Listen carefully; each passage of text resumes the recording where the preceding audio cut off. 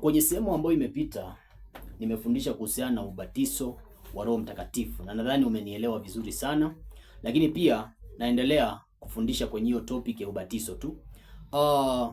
Kwenye kile kitabu cha Yohana mlango wa 3, nataka tuanze mstari wa kwanza. Huyu ni mtu anaitwa Nicodemus ambaye anaweza kuwa ni wewe ambaye naongelesha leo. Sasa nataka unisikize kwa makini. Maandiko yanasema hivi: basi palikuwa mtu mmoja Mfarisayo, jina lake Nicodemus, mkuu wa Wayahudi. Huyo alimjia usiku, akamwambia, Rabi, twajua ya kuwa huu mwalimu umetoka kwa Mungu, kwa maana hakuna mtu awezaye kuzifanya ishara hizi uzifanyazo wewe, isipokuwa mtu huyu yu pamoja naye, isipokuwa Mungu yu pamoja naye. Mstari wa 3. Yesu akajibu akamwambia, amin amin nakuambia, mtu asipozaliwa mara ya pili hawezi kuona ufalme wa Mungu. Mstari wa 4. Sasa Nicodemus ndio anauliza swali yake hapa. Anasema, Nicodemus akamwambia, awezaje mtu kuzaliwa akiwa mzee? Aweza kuingia tumboni mwa mamaye mara ya pili akazaliwa? Yesu akajibu, amin amin nakuambia, mtu asipozaliwa kwa maji na kwa Roho hawezi kuingia ufalme wa Mungu. Kilichozaliwa na mwili ni mwili, na kilichozaliwa na Roho ni roho. Bwana Yesu asifiwe sana. Yesu amekujiwa na Nicodemus kwa sababu Nicodemus alikuwa na cheo chake katika mambo ya ualimu. Ile neno Mfarisayo alikuwa ni mtu ambaye amesoma sana, lakini kuna vitu ambavyo hakuwa ameelewa. Ndio maana unaona kwamba elimu ya hapa duniani kama ukiitegemea sana, kuna mahali utafeli kwenye masuala ya kiroho sana. Bwana Yesu asifiwe sana. Nicodemus akaona, huyu bwana itabidi nimwendee usiku, maana nikimwendea mchana kuna uwezekano mkubwa sana wale Mafarisayo wenzangu wakaniona. Na maana watu wengi Mafarisayo walikuwa wanamchukia Yesu, wakaanza kumhukumu Nicodemus na akatolewa kwenye nafasi yake. Sasa Nicodemus anamwendea Yesu usiku, anamuuliza, mtu anawezaje kuzaliwa mara ya pili? Maana Yesu alikuwa amemwambia mtu asipozaliwa mara ya pili kwa maji na kwa Roho, yule mtu hawezi kurithi ufalme wa mbinguni. Nicodemus anamuuliza, mtu akiwa mzee, maana alikuwa ni mzee Nicodemus, anamuuliza mtu sasa anawezaje akiwa ni kizee hivyo akakuja akazaliwa mara ya pili? Yesu akamwambia, mtu asipozaliwa mara ya pili kwa maji na kwa Roho. Yesu alikuwa anaongelea kuhusiana na ubatizo wa moto, ubatizo wa Roho, lakini pia ubatizo wa moto. Bwana Yesu asifiwe sana. Ubatizo ni kutumbukizwa. Wajua ubatizo ni ishara, ama ukibatizwa ni ishara ya kuonyesha kwamba umekufa ndani ya Kristo, na sio wewe unaishi tena, bali ni Kristo anaishi ndani yako. Kwa hivyo hii ndio jibu ile ambayo Nicodemus alikuwa na winda, kwamba unasulubiwa pamoja na Kristo kwa njia ya ubatizo. Na hii inatokeanga wakati ule ambapo utajazwa na Roho Mtakatifu wa Bwana, wakati ule ambapo baada ya kuwa umejazwa Roho Mtakatifu anakaa juu yako, na mwishowe Roho Mtakatifu unabatizwa ama unaingia ndani ya Roho sasa. Because kuna Roho kuwa ndani yako, Roho kuwa juu yako, na wewe kuwa ndani ya Roho. Ukitumbukizwa ndani ya Roho sasa, ndio jibu ambao Nicodemus alikuwa anaiwinda. Bwana Yesu asifiwe sana. Na hii inatokana na pale ambapo hatua ya kwanza utaanza kumpokea Yesu Kristo. Kiufupi, Nicodemus alikuwa anaambiwa aokoke. Nielewa, lakini sasa nataka tuende kwenye sehemu ya ngapi? Tuende kwenye sehemu ya 5 ambao ni ubatizo wa maji.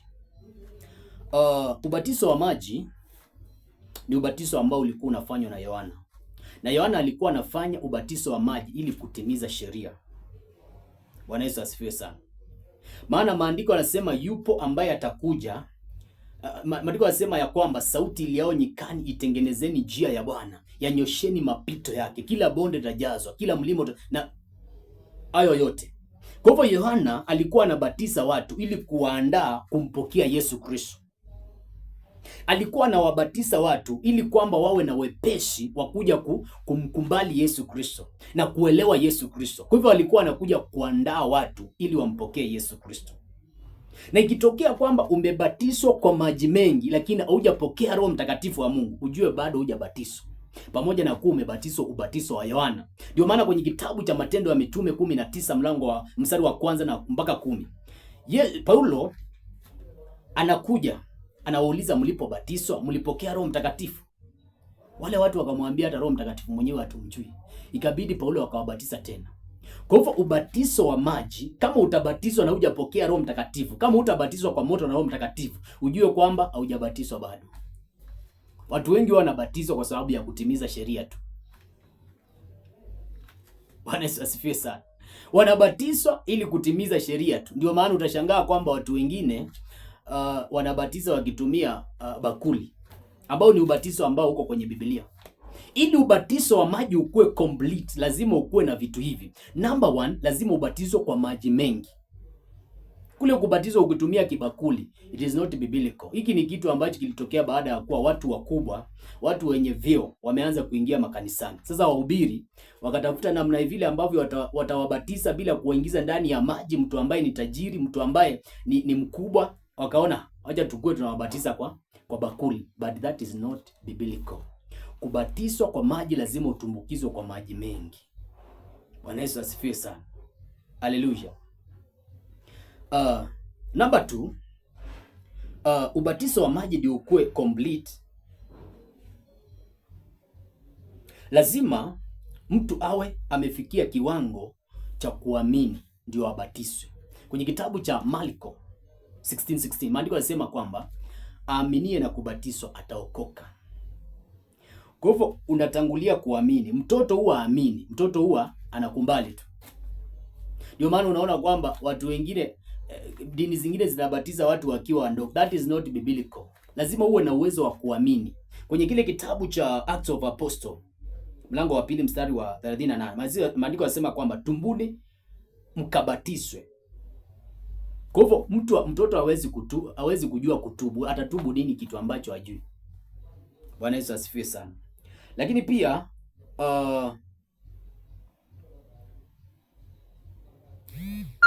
pia kitu kingine ambacho unafaa kujua ni kwamba mtoto hafai kubatizwa, lakini mtoto anafaa kuwa dedicated. Ndio maana kwenye kile kitabu cha Mathayo 19:14 Yesu anasema acheni watoto wadogo waje kwangu. Anasema wadedicate kwangu. Just dedicate them to me.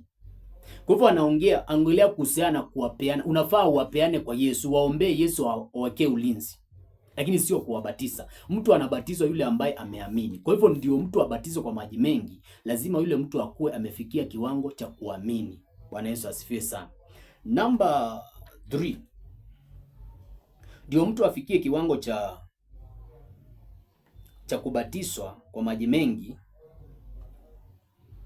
Lakini nimefundisha nikasema kwamba ndio ubatize mtu lazima akuwa ameamini. Kwa hivyo hapa ni vizuri ukafundisha mtu kwanza, akajua anaamini nini. Watu wengine mtu ameokoka leo na anapelekwa kwenda kubatizwa. Hiyo kitu haifai kabisa. Lazima huyu mtu akuwa anajua ni nini anachokiamini ndio akuje abatizwe. Bwana Yesu asifiwe sana. Ndio maana maandiko yanasema kwamba aaminie na kubatizwa ataokoka. Haleluya. Lakini pia kwenye kile kitabu cha Warumi mlango wa 6 mstari wa 4 hapo ndio nataka nisome kitabu cha Warumi mlango wa 4 mstari wa 4 mlango wa 6 mstari wa 4 inaelezea kuhusiana na kubatizwa. Maandiko yanasema mlikufa na kuzikwa ndani ya Kristo kwa njia ya ubatizo. Mtu ambaye anazikwa huwa azikangwi kichwa peke yake. Huu ubatizo ambao mnapaka mtu maji kwenye kichwa peke yake sio ubatizo wa Mungu. Unafaa uzikwe, ufanyiwe kama vile mtu akizikwa anafanyangwa. Kwa hivyo huyo ndio ubatizo sahihi. Bwana Yesu asifiwe sana.